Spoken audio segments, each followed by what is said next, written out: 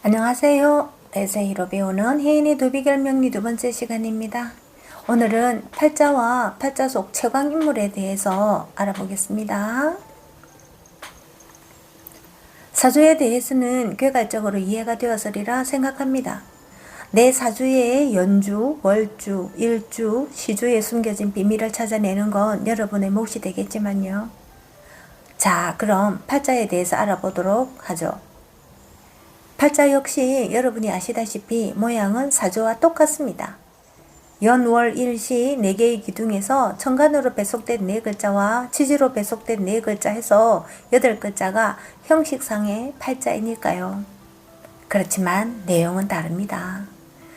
지난 챕터에서 사주는 딱 두 사람, 나와 어머니의 관계성만 내재되어 있고 팔자는 나와 대상의 까르마에 의한 필연, 지연, 하연 등 모든 인연에 의한 관계성이 복잡하게 얽혀 있다고 말씀드렸습니다. 나라는 사람이 거리를 건넌 수많은 사람들과 함께하며 생기는 다양한 스펙트럼을 팔자라고 한다면 그 사람들 속에서 고유하게 존재하는 나를 사주라고 할 수 있겠네요.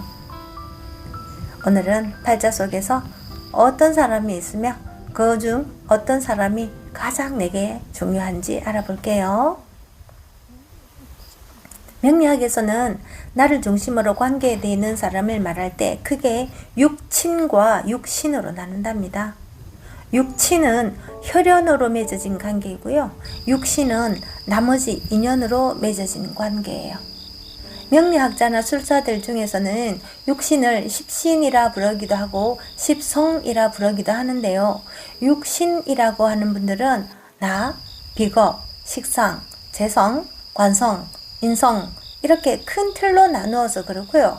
십신이라고 하는 분들은 나와 동일시 되거나 비교되는 비견겁재, 자녀나 아랫사람을 지칭하는 식신상관, 아버지나 아내를 지칭하는 편재, 정재, 남편이나 자녀를 지칭하는 편관, 정관, 어머니를 지칭하는 편인, 정인으로 좀 세분화시켜 나누어서 그래요.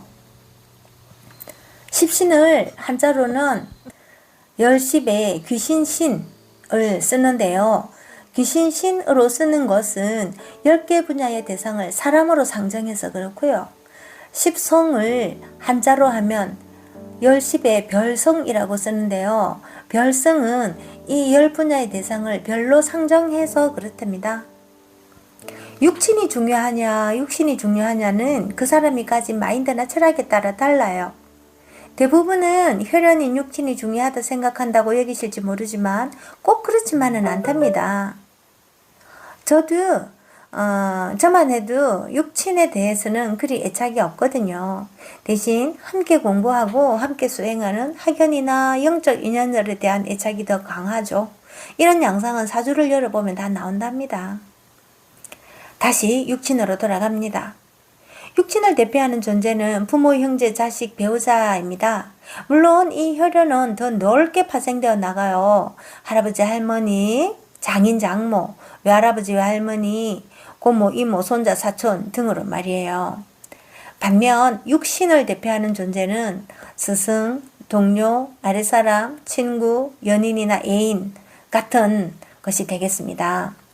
육신을 십신이라 하든 십성이라 하든 그건 명리학자나 술사들의 마인드에 따르니 우리 구독자님들께서도 자기의 철학대로 정해서 쓰시면 되겠는데요. 저는 십성으로 씁니다. 우리 하나하나의 존재는 사람이라는 종족을 떠나 별이라고 생각하기 때문이랍니다. 별은 우주적 존재잖아요. 저는 사람을 우주적 존재로 봅니다. 요즘은 사람을 넘어 사람과 영적 교류가 되는 모든 존재를 우주적 존재로 승격시켰죠. 자, 그러면 내 팔자 속에 있는 존재 중에 누가 가장 최강 인물일까요? 여러분은 모두 아시죠? 그래요. 어머니입니다. 고유한 나가 존재하기까지 절대 떨어질 수 없었던 단 한 사람이 바로 사주 속에 있었잖아요.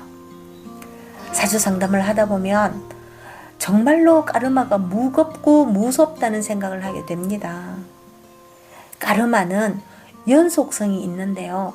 두 갈래로 갈라져서 영향을 끼쳐요. 수억 급 전생 까르마를 현생에서 거의 답습하게 되는 경우랑 내 자신이 말이에요. 또 내 까르마가 자녀에게 고스란히 이전되는 경우가 있답니다. 자녀의 사주를 놓고 풀이를 하면요. 대개의 어머니들이 속으로 찔려하는 것이 느껴져요. 성향에 따라 표를 내는 분도 있고 숨기는 분도 있지만 자월 개수당령을 가진 저는 그 디테일한 감정을 고스란히 느끼거든요. 그러다 보면 결국 어머니 자신의 사주도 내어놓게 되어요. 유전적 DNA로 엮인 체인은 불량품이 없습니다. 속일 수도 없습니다. 어머니의 사주를 풀어보면 문제라고 생각한 자녀의 모습이 결국 어머니 자신의 모습이거든요. 그리고 대부분의 어머니는 그걸 시인하죠.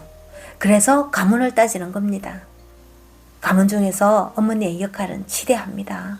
모든 사주에서 인성을 육친으로 해석하면 어머니잖아요. 그래서 사주에 인성이 없는 분들은 좀 가엾어요.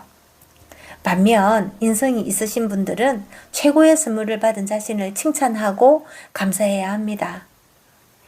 그러니까 이 영상을 보시는 모든 어머니들은 자신이 얼마나 최강의 인물인지 인식하시고 최강답게 최강의 인성을 갖추도록 노력해야 하겠죠.